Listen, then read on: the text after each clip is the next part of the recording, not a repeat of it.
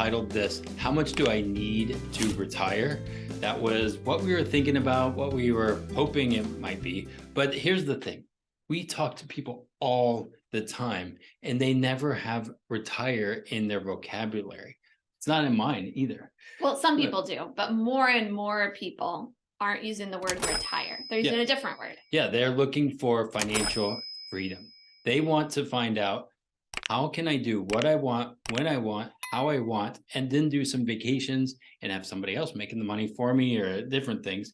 But they really want financial freedom. And that's what people are after. So today we're not titling it, What Do I Need to Retire? But rather, how do we look at financial freedom, reach those goals, and what is hindering us from those goals? Yeah, and particularly, how much money do you need to have financial freedom? You might be mentally ready for it, emotionally ready for it, but how do you know if you're monetarily ready for it? Is that way too out of reach, or could it be closer than you might think? Awesome. So let's go into that. Yeah. Hi, and welcome to the Wealth Wisdom Financial Podcast. We believe when conventional financial thinking doesn't get you where you want to go, like financial freedom, that's when you need true wealth wisdom. So thanks for joining us. If you're listening on the podcast, we're so glad you're here. Please subscribe. If you'd like to see it in real life, or not real, like on video, on camera, you're a visual learner. We're over on the YouTubes as well, and you can watch us talk. We often share things on the screen, but also you can get amazing things out of the podcast. Either way, wherever you're joining us, hit subscribe. And if you're on YouTube, share a like of this video so it can reach more people. And we read every comment. So please, the comments are open. Comment back to us. Yeah. So part of this episode was actually inspired by a recent interaction I had. I teased this in a previous episode. I was hanging out with a bunch of other financial professionals, and there was someone at our table who is not a financial professional. She works for a company. She has a 401k, and she was asking us, how do I know how much I need for retirement? And it was so fun to hear the different answers at the table from the different perspectives that were there, and how we would talk to people about it. And I thought, I want to make a podcast episode of this to share how we think about it, because she's probably not the only one asking that question. But as we were thinking about it, it's not just retire from, that lady with her corporate job, but what does financial freedom look like? Now, here's the thing. I would have thought this person has all of it together, that she would have known because of her position and where she was at and all of this stuff. But then here's the thing. We talk to people all the time, whether they're, just starting out, making 30, 50, 60,000 a year. And some people that are like, in my case, I'm like, wow, they have to have it all together, but they're asking almost the same questions. Right. And you could make 200,000 a year or $1 million a year and still not know how much do you need to have financial freedom. And then on top of that, there's that FIRE movement, financial independence, retire early. And with what's happening in the world, that people are like, I don't know, I can retire now. I can retire tomorrow. I want my financial freedom number. And what is that number and how do you get there? Yeah. And we don't have time today to go back and track the whole history of financial freedom. So we're going to go back maybe like 20-ish years, and what's become conventional within the past 20 years is what's called the 4% rule. And some guy, I actually don't even know who, I'm horrible with names, but some person came up with this 4% rule. And the idea was, if you have your money in a portfolio that's partly stocks, partly bonds, you've got a ratio there, could be 60-40 or 50-50. Kind of a typical asset allocation, then you could take 4% of your portfolio every year and have 25 years of retirement without running out of money. That was the theory. 25 years, not 25 years, not 35, like 45. Right, yeah. And so if you had $1 million, 4% of $1 million is 40,000. That's how much you could take out every year, and you wouldn't ever deplete your $1 million. In fact, that would still be there, and you could live a good life. Now, I don't know what millionaire wants to live on $40,000 a year, And then also if it's taxable money, I don't know who wants to 32,000 yeah, or be even less. less, right? So there's some awesome people who started questioning the 4% rule. And we do know that guy's name. One of them, his name's Dr. Wade Pfau, and he is a retirement researcher Doctor of specialist. retirement. Yeah. And he actually did in his work, Dr. Wade Pfau's work, he found through his methodology that really it's a 2.8% rule. That if you have a standard mixed portfolio, that you could only spend 2.8% and not run out of money before retirement. So that means that millionaire is now living on 28,000 or less if that income is taxable. Well, and then here's the thing. If the 4% rule doesn't work, and maybe it's a 2.8, and we're looking at 25 years, right? The 2.8 was still 25 years, and it was also at 25 years, there was still a chance that you wouldn't make it the full 25 years. Yeah. Right. But if I look on Reddit, I look on social media, I still see people saying the 4% rule, and they'll live and die by it. But then they want to, again, retire, quote unquote, at age 40, 50, whatever. And then they want to do all these cruises and all kinds of stuff. Have somebody else work for them. Yeah. So what we wanted to do is not try to give this simplistic, conventional kind of formula or rule. We're not rule followers anyway. We're entrepreneurs. We wanted to give you more like a recipe and 5 ingredients that you'd want to consider and build your financial freedom recipe around. Here's the 5 ingredients that each person is going to want to find, cultivate, and include in their financial freedom endeavors. Okay. Yep. So the first one is income. You got to figure out how much income do you need? Where's it going to come from? How are you going to make sure it's there all the time? A lot of times financial advisors focus on building a pile of money, but they don't focus on how you're going to spend that pile of money, how you're going to turn it into an income, those kind of things. Yeah. So that's ingredient number 1 is income. Well, and I want to say something about that. So again, I was talking to another friend, and he was like, I want this financial independence. I just want to leave my job and all of this. And I was like, well, okay, what do you want to do? Like, what is it that would bring you joy? And he's telling me, and I was like, well, okay, can you make money from that? And he's like, well, I don't know, mate. I think somebody has done that before. Because here's the thing that I told him is it's not a how much do you have saved scenario, at least in this case. It's how do I replace my income, and can I have more income to do the things I want to do? Yeah. Whether it's passive income through flips or other things like that, I don't know. Or is it working a job? But it or creating your own business, or having a real estate portfolio. There's a lot of different, maybe an annuity, right? Yeah. Lots of different ways to have income. A couple of things to factor into the income that a lot of people forget are inflation, that income needs to increase to keep up with inflation. Yep. And taxes, that you need to look at your net tax income and make sure that's going to cover all your expenses. Yeah. So income, of course, you would think I need a regular check. Yeah. That's the next important thing is what we call a volatility buffer. If any of your income is going to be subject to volatility of any kind. That's so if it's word, in the volatility. Yeah, if it's in the stock market, that means stock market's down, right? It's volatile, it's going up and down, but particularly when it's down. Or if it's a business, a volatile industry or market, right? You lose some customers, you lose some of that income. Or if it's real estate, you've got vacancies or a moratorium on kicking people out that aren't paying their rent, stuff like that. That all happens. You need to have a pile of money that's a volatility buffer for when that happens. It can replace the income without making you sell stocks when they're down, or close your business, or have to sell that real estate, whatever asset it is that's generating the income. And again, I think with the volatility, people don't think about that enough. That 401k became a 201k. And when we're young, we say, well, we can handle it. It's okay. But if we want to retire early, we want to do this not at 60, but at 40. Do we really want that volatility on our safe money, the money that we need to make sure we have to keep that lifestyle that we want? Yeah. A couple of caveats here. Some people think of bonds as a volatility buffer. if anybody lived through 2021, 2022, I and think into everybody 2023, did. knows bonds aren't Yeah. that safe. Unless you're a baby, and then you're not watching this podcast. Right.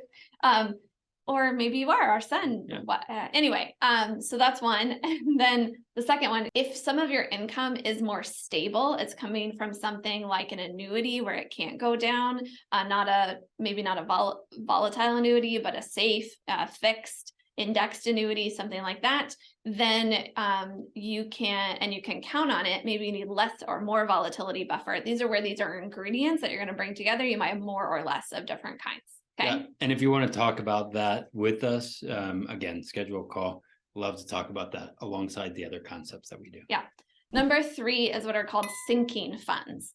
This is where you kind of plan for major expenses, like when you need to repair or replace the roof on your home, or when you know you're going to have a larger expense like a new car that you're going to still need to purchase in retirement, or kids' college, where instead of planning on taking a big chunk from your assets, your income source, you are going to potentially lower how much income is coming to you.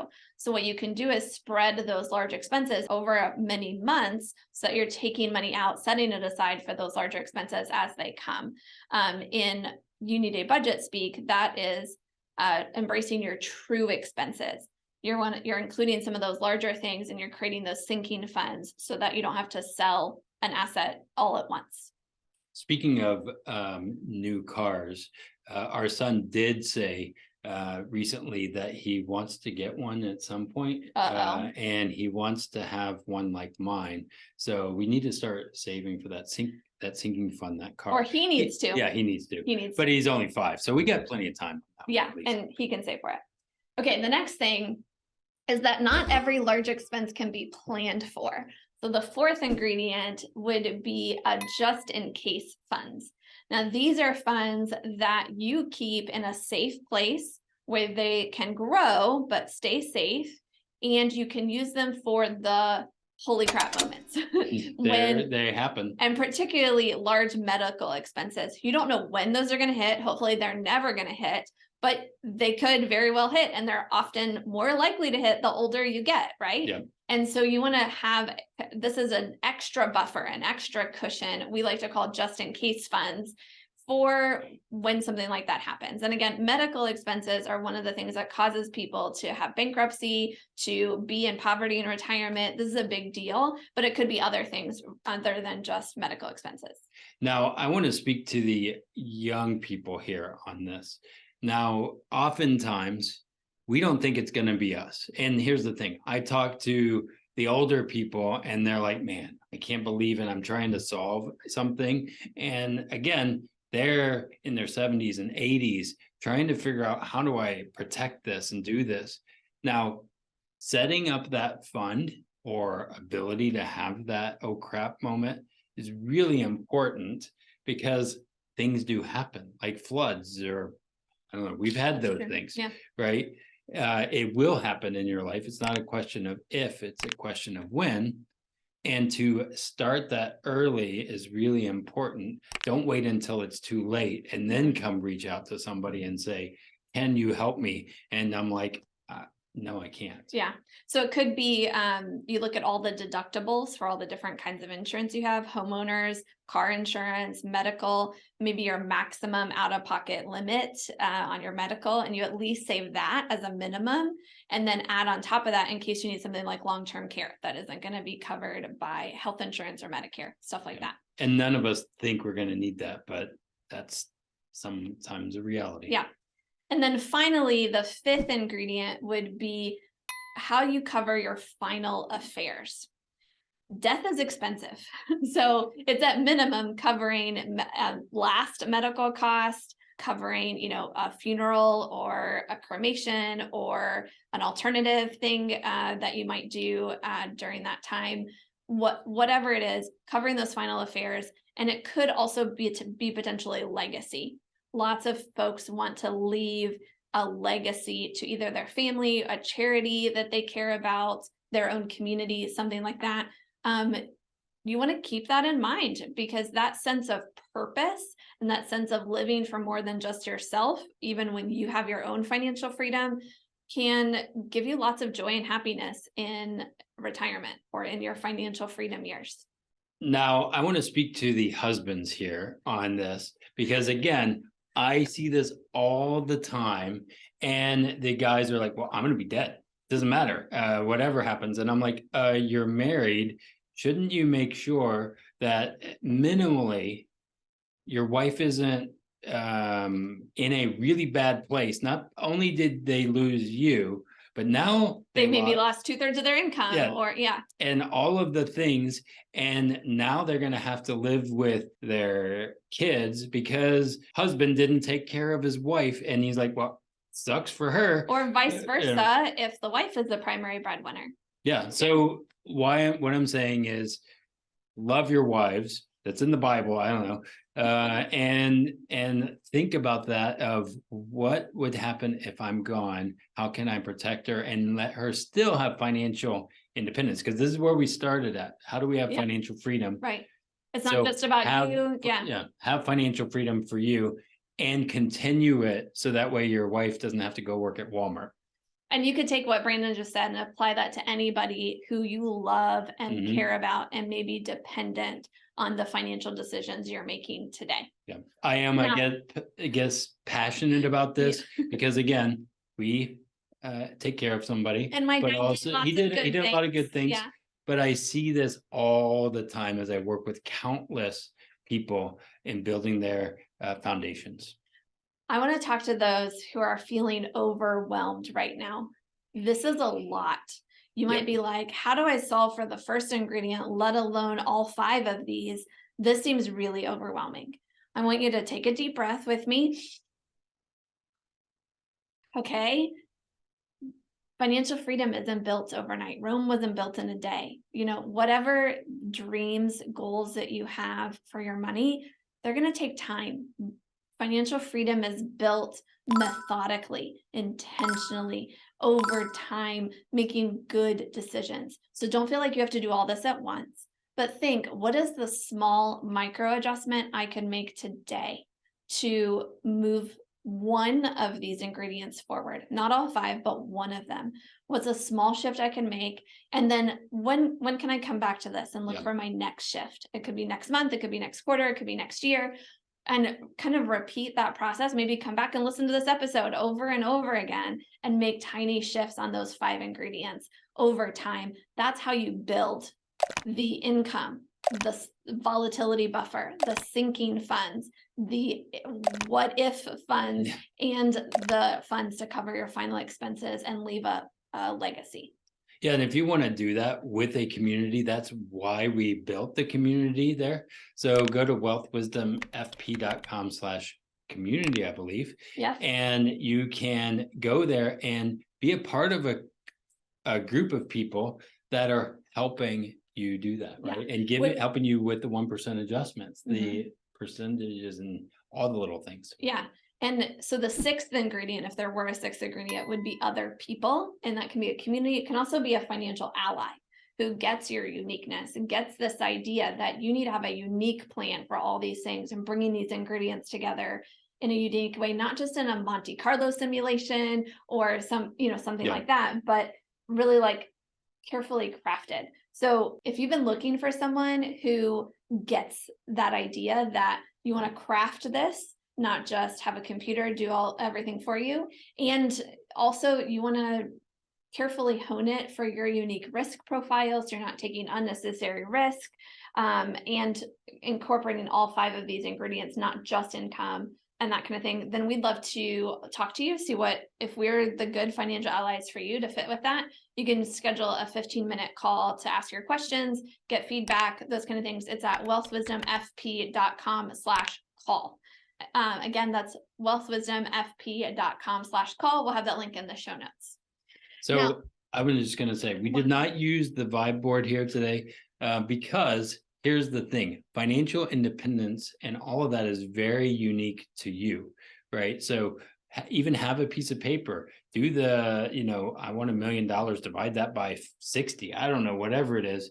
and reverse engineer it. That's what you need to do. We could tell you what we think, but it's again figuring out what is unique to you and then tracking that course. Yeah. And like, don't feel like you need to do it. You will live, you will be, like hopefully, but if you want to do it so that you have more financial peace and serenity, especially as you age, then it's a great idea to do it. We also have a very special episode for you next time. We got to talk with one of our favorite people in the whole world and do Steve a Martin. deep dive into, he looks like Steve Martin. Yeah. And do a deep dive into one of our favorite ways to use an amazing tool to help people have flexibility as they prepare for financial freedom and get rich while paying their taxes and all kinds of other cool stuff. So we haven't actually recorded that episode yet, so I can't tell you all that's in it, but I have to tell you, you're not going to want to miss it. Hit that subscribe button. Yeah, it's a concept. We love using the banking yourself infinite banking method to do all the things. So the topics presented in this podcast are for informational use only, not for the purpose of providing legal, accounting, investment, other kinds of advice. That's for you, but this is fun stuff for you to learn and do it yourself. Yeah, so consult a financial professional or a legal professional, whoever knows your specific situation, to help you apply what we talked about today to your uniqueness. And may you live long and profit.